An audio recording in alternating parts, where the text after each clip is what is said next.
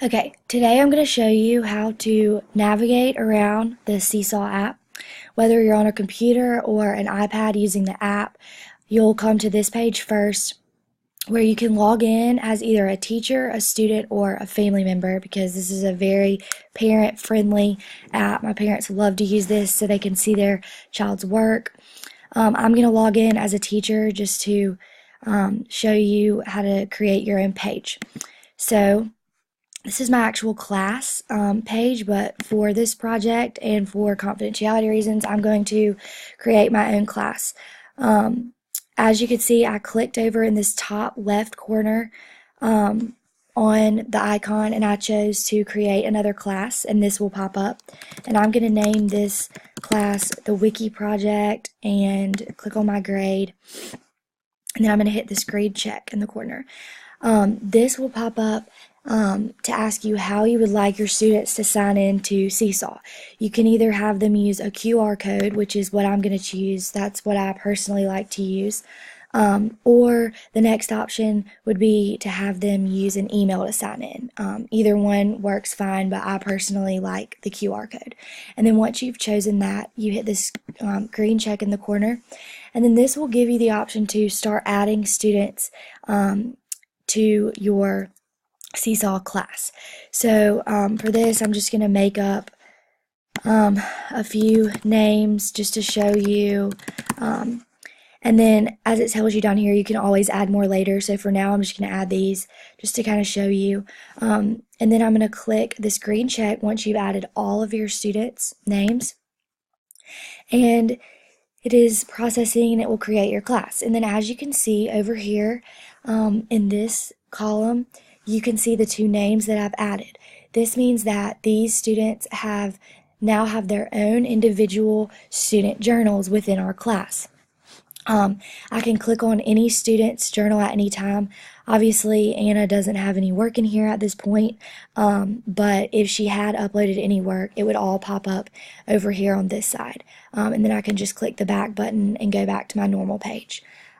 This will be, if you're just creating your Seesaw page for the first time, this video will pop up and kind of give you an overview of how to use it, but I'm going to walk you through most of it. Any new work that your class uploads will pop up over on this side.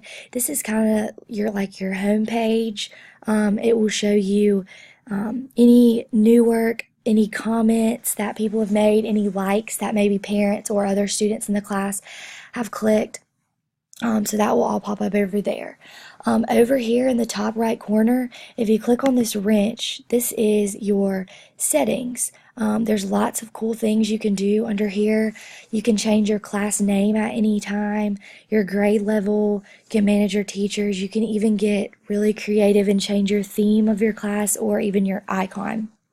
And then up here at the top, where it says student code, I'm going to click on that. And you'll see that this will pop up. If you chose at the beginning to have your student sign in with an email address, a set of letters and numbers will pop up where this QR scanning box is.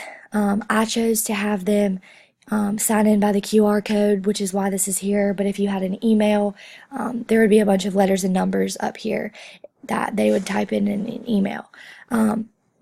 But obviously they would get their iPads and they would, on the original homepage where I signed in as a teacher, they would choose to sign in as a student. And then with the iPad, they would just scan this QR code and it would immediately log them into our class page. I can also choose right here to text the class code. This would be what I would text, and this is actually very similar to what it would be if it was an email, but because I'm in teaching an elementary class, I just chose not to use texting or email, and I just chose to use the QR code. It was easiest for us. I actually printed this out and stuck it on my classroom wall so it was easy for them to access. Down here, that would be the option to print it and create a poster from it. So I'm going to click X out of there. That's how your students will join. You can click even click over here where it says invite families. Here you would turn on family access so that this is where your parents and families can join our page as well. And then I'm going to exit out of that. You'll see this big green button right here. I'm going to go ahead and click on that.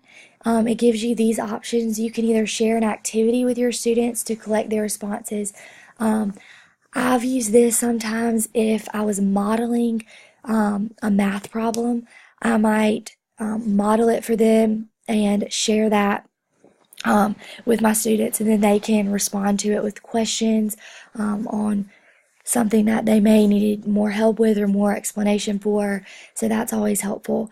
Down here, this is where students would come to post to their journal. If they were working on a project that they wanted to add to their journal, they would come here and post to it. So I'm going to go ahead and click on this and kind of show you if they created a picture that they wanted to upload to their student journal, or some people call it the student portfolio. They would click here on photo and it would let them upload there. If they had a video, they would click here to upload that. The video is something that we use on a regular basis in our room. We a lot of times have my kids work together in groups to create a paper slideshow where they create different slides on big sheets of paper about a particular topic that I've assigned them. And they'll spend all week researching that topic and pulling important facts and information from it, and then they'll create a paper slideshow that at the very end, after they've practiced and created all their slides, they will video it on the iPad, and this is where they would do that, and then they could upload it and it would go straight into their journal for their classmates to see, for me to see, and even for parents and families to see. Here would be just a drawing that they wanted to upload. Here they could add a file from the computer, the iPad. Here would be a note or even a link that they wanted to share. So there's lots of options of things they can add to their journal. So I'm going to hit this X and go back. So we're back to our main page. I'm going to click on this this green circle again. And then the last option down here was to send an announcement. This is something that I personally have never used. I'm still kind of learning Seesaw myself, but this is something that I hope to use as an easy way to send a quick announcement to families or students through Seesaw. So those are three big ways that you can use it. The main one that most people use is just to post a student journal, because that's what I love so much about Seesaw. Here I've already added 2 students in the class to kind of show you as an example, but here you can obviously click add students and add more students at any time. Here, if you click on activities, here are things that I could share with the class. If I had shared anything, they would pop up here. Down here, if I was in the middle of creating an activity and time got in the way and I had to stop, I could save it and come back to it later, and they would be under here.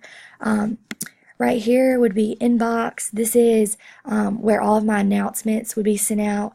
And then if anybody wanted to communicate with me through a private message, those messages would also appear here, so I could see those. That would be just between me and another parent or another student.